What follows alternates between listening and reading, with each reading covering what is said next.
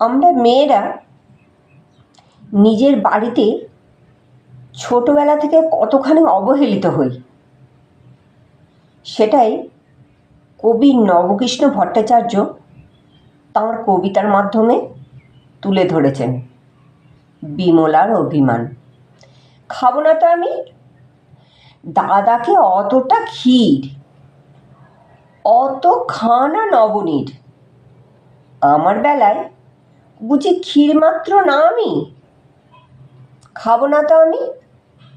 ফুল আনিবার বেলায় যা মা বিমলা, পূজা করি দাও এনে ফুল, সোনামণি মা, কাঁদিলে দুরন্ত খোকা, রাখা তারে ভার, তার বেলাও যা মা বিমলা, নে মা একবার, ছাগলে নোটে গাছ খেলে যে মুড়িয়ে, যা মা একবার, দে তো মা তাড়িয়ে,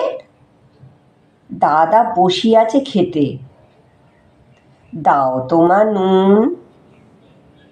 পানটা যে বড় ঝাল, দে মা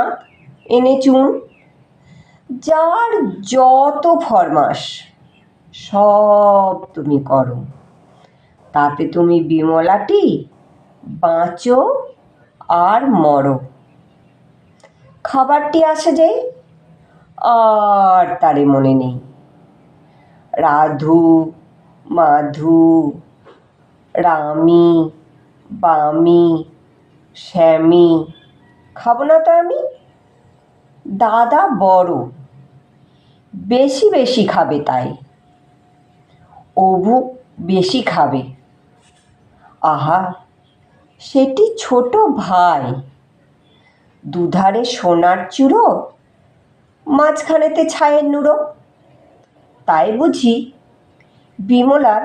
কমে গেছে দামি, খাবো না তো আমি।